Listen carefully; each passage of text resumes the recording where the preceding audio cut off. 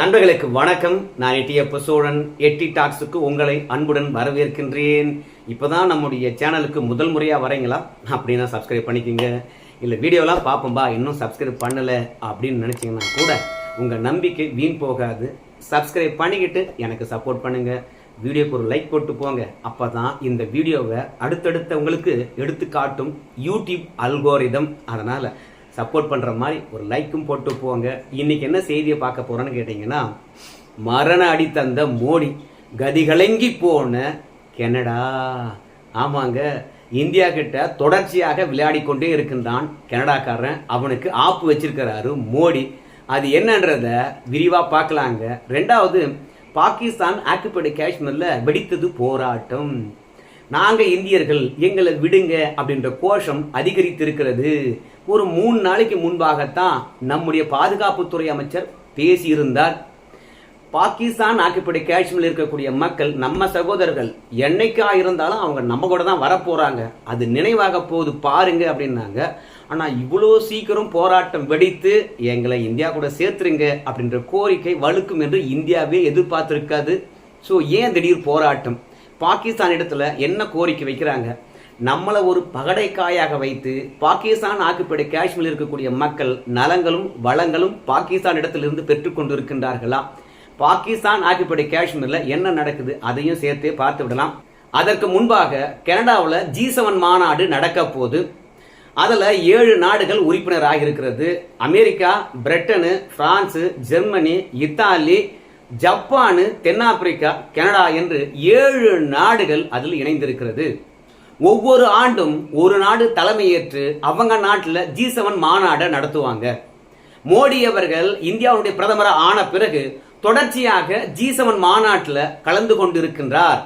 G7ல நம்ம நாடு உறுப்பினராக இல்லை. ஆனா உலக வல்லரசுகள், வளர்ந்த நாடுகள் இந்த கூட்டமைப்பை உருவாக்கி இருக்கிறாங்க. நம்ம நாடு வளரும் நாடு, அந்த கூட்டமைப்புல அவங்க சேர்த்துக்கொள்ள மாட்டாங்க. பல முக்கியமான விருந்தினர்களை சிறப்பு அழைப்பாளராக அழைப்பாங்க.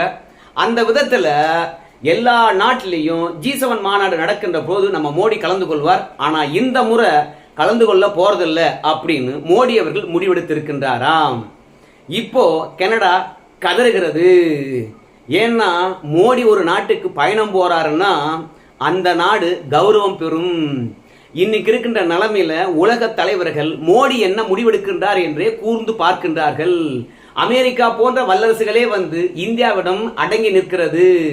சீனா போன்ற நாடுகளுக்கு கூட அதிகப்படியான வரி விதித்த ட்ரம்ப் நமக்கு 23% வரி விதித்தான். ஆனா இந்தியா, அமெரிக்கா இந்திய கூட்டு வர்த்தக உடன்படிக்கை ஒன்று போட்டுக்குவோம். எதற்காக வரி போடுறீங்க?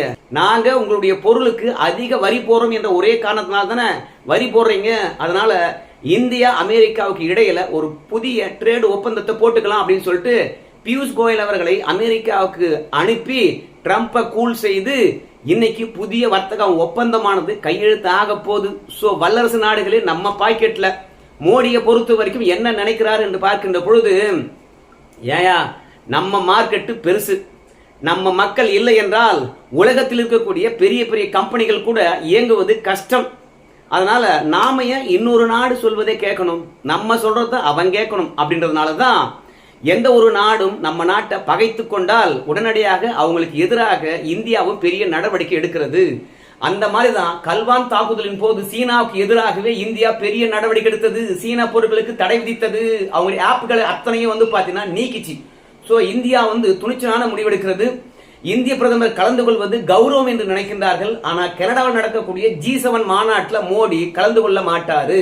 ஏன் கலந்து கொள்ள மாட்டார் என்ற விஷயம் உங்க எல்லாருக்குமே தெரியும். ஏன்னா கனடாவில் இருக்கக்கூடிய உள்ளூர் அரசியல் காரணமாகவும் வாக்கு வங்கி அரசியல் காரணமாகவும் இந்தியாவை பகைத்துக் கொள்ளுகின்ற மனநிலையில தான் கனடாவுடைய அரசாங்கம் இருக்கிறது. ஹர்தீப் சிங் நிஜார் இவன் காலிஸ்தான் பயங்கரவாதி. திடீர்னு ஒரு நாள் செத்து போறான். இதுக்கு காரணம் இந்தியாவில் இருக்கக்கூடிய ரா அமைப்பு தான்.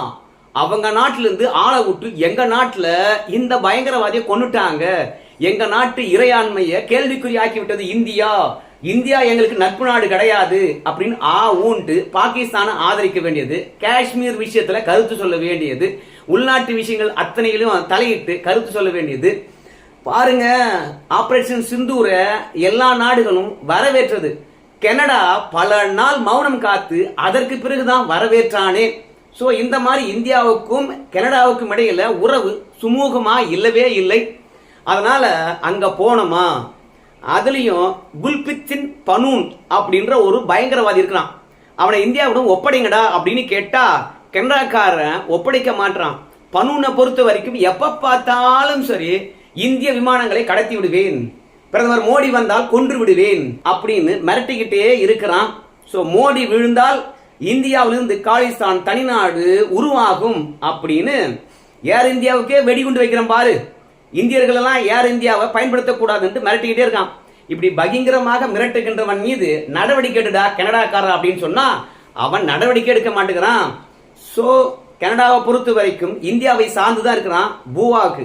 அதனால உனக்கு வாடா, அரிசிலிருந்து பருப்புலேருந்து எல்லாமே வேட்டு வைக்கிறேன் அப்படின்னு இந்தியா அத்தியாவசிய பொருட்களுக்கு ஆப்பு வச்சு கனடாவுக்கு எல்லாவற்றுக்கும் தடை விதித்திருக்கிறது. ஒரு 2 வருஷத்துக்கு முன்பாக அரிசிக்கு தடை விதித்தது இந்தியா. இந்தியாவில் விலையேற்றத்தை கட்டுக்குள் கொண்டு வருவதற்கு. அந்த தருணத்துல அமெரிக்காவிலே வந்து பாத்தீங்கன்னா அரிசி தட்டுப்பாடு ஏற்பட்டது. அமெரிக்கா போன்ற வல்லரசு நாடுகளே இந்தியாவுடைய பொருளாதார தடையை தாங்க முடியாத பொழுது ஜுஜிபி கனடாலாம் ஏமாத்திரம் 51வது மாநிலமாக அமெரிக்காவில் வந்து சேர்ந்துடுறா அப்படின்னு கனடா இருக்கின்ற லட்சணத்தை பார்த்து ட்ரம்ப் அவர்கள் 24 மணி நேரம் அழைச்சிக்கிட்டு இருக்கிறான். பக்கத்துல இருந்து குடைச்சல் கொடுத்துட்டு இருக்கான். அவனை ஒண்ணுமே பண்ண முடியல கனடாக்காரனால. வரி பிரச்சனை இருக்குதுடா, அமெரிக்காவுக்கு ஏன்டா அதிகப்படியான வரி கட்டணும், 51வது மாநிலமாக இணைஞ்சிட்டீங்கன்னா வரி பிரச்சனை இருக்காது இல்லையா, நாங்க உங்களுக்கு பணம் தர போறோம் அப்படின்னு சொல்லிட்டு உணவுக்காக எதோ நாட்டினுடைய தயவியா நாடி கிடக்குறிய, நம்ம நாட்டுக்குள்ள இணைஞ்சிடறா அப்படின்னு அமெரிக்க அதிபர் ட்ரம்ப் வந்து பாத்தீங்கன்னா கனடாவுக்கு நெருக்கடி கொடுக்குறான். அவன்லாம் வந்து பாத்தீங்கன்னா G7 மாநாட்டில் கலந்து கொள்ளுகின்றான். ஆனா நம்ம மோடி கலந்து கொள்ள போறது கிடையாது. கனடா திருந்தாத வரைக்கும் அந்த நாட்டில் நடக்கக்கூடிய G7 மாநாட்டில் கலந்து கொள்ள போறதில்லை அப்படின்னு மோடி அவர்கள் முடிவெடுத்திருக்கின்றாராம். இதனால கனடா தான் பாதிப்படைய போகுது. அத்தியாவசிய பொருளுக்கு வந்து பாத்தீங்கன்னா திண்டாட போகுது. ஏற்கனவே பல பொருட்களுக்கு வரியை உயர்த்தியாச்சு, பல அத்தியாவசிய பொருட்களுக்கு தடை போட்டாச்சு. இப்ப கனடா பொறுத்த வரைக்கும் அமெரிக்கா தயவை தான் நாடிட்டு இருக்கான். அமெரிக்காவை நம்ம கிட்ட தான் கையேந்திக்கிட்டு இருக்கிறான். ஸோ இருந்தாலும் கனடாவை நம்ம முழுமையாக வந்து பார்த்து நிராகரிச்சிட முடியாது. காரணம் என்னன்னு கேட்டீங்கன்னா, நம்ம நாட்டில் இருக்கக்கூடிய மக்கள் பல பேர் வந்து கனடாவில் தான் போய் குடியேறுகின்றார்கள். ஏன்டா கனடாவில் போய் குடியேறுகின்றார்கள் என்று பார்க்கின்ற போது அங்கிருந்து அமெரிக்காவுக்கு போறது ரொம்ப ஈஸியா. கனடாவையும் அமெரிக்காவும் இணைக்கக்கூடிய ஒரு காடு இருக்குதான், அந்த காடு வழியாக அமெரிக்காவுக்குள்ள போயிடுறாங்களா. அதனால கனடாவுக்கு போனா அமெரிக்காவுக்கு போன மாதிரி அப்படின்னு சொல்லிட்டு நிறைய பேர் கனடாவை தான் தேர்ந்தெடுக்கின்றார்கள். ரெண்டாவது படிக்கிறதுக்கு நிறைய பேர் போறாங்க. அதனால மாணவர்களும் நம்முடைய மக்களும் பாதிப்படையக்கூடாது என்பதற்காக கனடாவுக்கு இன்னும் அதிகப்படியான ஆப்பு எதுவும் வைக்கல. ஆனா G7 மாநாட்டுக்கு பிறகு இந்தியாவுடைய பெரிய மார்க்கெட்டை கனடா பயன்படுத்தவே முடியாது. மோடி அவர்கள் இந்த முடிவு எடுத்திருப்பதால கனடா கதி கலங்கி போயிருக்கிறது. மோடியை பகைச்சுக்கிட்டா மரணடி கொடுப்பாங்க அப்படின்றது எல்லாருக்குமே தெரியும். கனடாவை பொறுத்த வரைக்கும் இந்திய பிரதமரை அழைக்க கூடாது, உலகத்துக்கு மோடி அவர்கள் பெரிய அண்ணனா இருக்கலாம், ஆனா எனக்கு பெரிய அண்ணன் கிடையாது அப்படின்னு கனடாக்காரன் நினைக்கிறானா. அதனால மோடி அவர்களை இந்த G7 மாநாட்டுக்கு வராத அளவுக்கு அழைக்காத விட்டுறணும். அப்படி அழைக்காததுக்கு காரணம் சொல்லணும் இல்லையா, அதுக்கு பாதுகாப்பு காரணங்களை காரணமாக காட்டி இந்திய பிரதமரை அழைக்கக்கூடாது என்ற ஒரு எண்ணம் இருக்குதான். அதுக்கு காரணம் உள்ளூர் அரசியல், உள்ளூர் வாக்கு வங்கி அரசியல் தான். அத மோடி அவர்கள் முன்னாடியே மோப்பம் முடிச்சிட்டாரு. அவன் கூப்பிடல, அதனால மோடி போல என்ற ஒரு நிலை இருப்பதற்கு முன்பாகவே நான் G7 மாநாட்டில் கலந்து கொள்ள போறது இல்லை அப்படின்னு முன்னாடியே வந்து பாத்தீங்கன்னா மோடி அவர்கள் அறிவிக்கின்றாராம். எப்பவுமே சரி மாநாட்டை நடத்துகிற அந்த நாடு தான் வந்து அழைப்பு விடுக்கணும். ஆனா ஒருவேளை நமக்கு நட்பு நாடா இருக்கக்கூடிய பிரிட்டனோ, பிரான்ஸோ, ஜெர்மனியோ, இத்தாலியோ, அமெரிக்காவோ மோடி அவர்கள் G7 மாநாட்டில் கலந்து கொள்ள வேண்டும், முக்கிய தலைவர் ஒன்று கூடி தான் முடிவெடுக்க வேண்டும். அது எரிபொருளா இருக்கலாம், குளோபல் வார்மிங்கா இருக்கலாம், எந்த ஒரு முடிவா இருந்தாலும் சரி பெரிய நாடாகவும் மக்கள் தொகை அதிகமாக இருக்கக்கூடிய நாடாகவும் இருக்கக்கூடிய இந்தியாவுடைய கருத்தை கேட்காம ஒருபோதும் முடிவெடுக்க முடியாது. அதனால G7 மாநாட்டில் இந்தியா கலந்து கொள்ள வேண்டும் என்று அமெரிக்கா போன்ற நாடுகள் நினைக்கிறது. எரிபொருள் பயன்பாடு என்பது இந்தியா கிட்ட அதிகமா இருக்கிறது. சோ அவங்க இல்லாம நாம மாநாடு போட்டு என்ன பண்றதையோ, அவனை கூப்பிடியா அப்படின்னு நெருக்கடி கொடுப்பாங்க. அதனால நெருக்கடி கொடுத்தாலும் நம்ம அங்க போக கூடாது, கனடா முகத்துல கரிய பூசணும் என்பதற்காக மோடி அவர்கள் நினைக்கின்றாராம். சோ இதற்கு இடையில கில்கிட் பல்கிஸ்தான்ல வந்து பாத்தீங்கன்னா பெரிய போராட்டம் வெடித்திருக்கிறது. அதுக்கு என்ன காரணம்னு கேட்டீங்கன்னா, கில்கிட் பல்கிஸ்தான்ல இருக்கக்கூடிய மக்களை பொறுத்த வரைக்கும் பயங்கரவாதிகளுக்கு எல்லாம் எல்லாமே பண்ணி தரீங்கயா, ஆனா இங்க இருக்கின்ற மக்களுக்கு நீங்க ஒண்ணுமே பண்ணி கொடுக்க மாட்டீங்க. நீங்க ஸோ பயங்கரவாதிகளோட நலன் தான் முக்கியம்னா அவங்கள வச்சே குடும்பம் நடத்திக்கங்க, எங்களை இந்தியா கூட இணைச்சு போடுங்க அப்படின்னு சொல்லிட்டு சொல்றாங்களாம். அது மட்டும் இல்ல, சபாஸ் ஷெரீப் அரசாங்கமானது லேட்டஸ்டா ஒரு சட்டத்தை கொண்டு வந்திருக்குதாம். அந்த சட்டம் என்ன சொல்லுதுன்னு கேட்டீங்கன்னா, கில்கிட் பல்கிஸ்தான்ல இருக்கக்கூடிய கனிம வளங்களை ஈஸியா சுரண்டுவதற்கான வழிவகை செய்யுதான். அதனால சபாஸ் ஷெரீப் அவர்கள் கொண்டு வருகின்ற சட்டம் அத்தனையும் கில்கிட் பல்கிஸ்தான சுரண்டுவது போலத்தான் இருக்கிறதே கண்டு வளங்களை பெருக்குவது போல இல்லை. அதனால நாங்க இந்தியா கூட போறோம் அப்படின்னு சொல்லிவிட்டு கரகோரம் என்ற ஒரு பெரிய நெடுஞ்சாலைய அங்க இருக்கக்கூடிய மக்கள் முற்றுகிட்டு இருக்கிறாங்க. 3 நாளா அந்த சாலையில போக்குவரத்தே கிடையாது. சீனாவையும் கில்கிட் பல்கிஸ்தானையும் இணைக்கக்கூடிய பிரதான சாலை. அவங்க 2 கோரிக்கை வைக்கிறாங்க. ஒரு கோரிக்கை என்னன்னு கேட்டீங்கன்னா, சோஸ்ட் என்ற பகுதியை திறந்து விடுங்க, அந்த பகுதி வழியாகத்தான் நாங்க சீனாவிடத்துல வர்த்தகம் பார்க்கிறோம். ஒண்ணு. இரண்டாவதாக கார்களை இணைக்கக்கூடிய பாகிஸ்தான் சாலையை திறந்து விடுங்க. 2 பக்கம் மூடிட்டு எங்களை ஏன் பழி வாங்குறீங்க? வர்த்தகர்களுக்காக நீங்க என்ன பண்ணீங்க? இங்க வாழ்கின்ற மக்களுக்காக என்ன பண்ணீங்க? அதனால நாங்க இந்தியாவுடைய குடிமக்கள் என்று சொல்லிட்டு இருக்காங்க இந்தியாவுல. அதனால நாங்க அங்கேயே போறோம், ஒன்னு எங்களை அங்க சேர்த்து விடுங்க, இல்லையா எங்களுக்கானவற்றை செய்யுங்க அப்படின்னு பெரிய போராட்டமாக முன்னெடுத்திருக்கின்றார்கள். 3 நாளாக தொடர்கிறது. கரகோரம் பகுதியில் இருக்கக்கூடிய எல்லா மக்களும் வந்திருக்காங்க. அதன் அருகாமையில் இருக்கக்கூடிய எல்லா நகரத்து மக்களும் வந்திருக்கிறாங்க. சோ பிரதான சாலையானது முடக்கப்பட்டிருக்கிறது.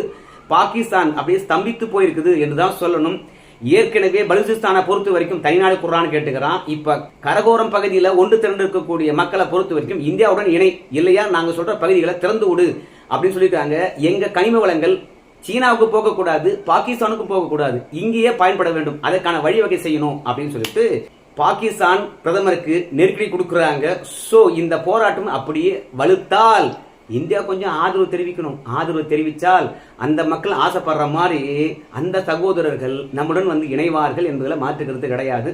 எப்படியா இருந்தாலும் சரி 2029 தேர்தலுக்கு முன்பாக பாகிஸ்தான் ஆட்சியுடைய காஷ்மீரை இந்தியாவுடன் இணைச்சிருவாங்க. சோ இந்த போராட்டம் வெடித்திருக்கிறது.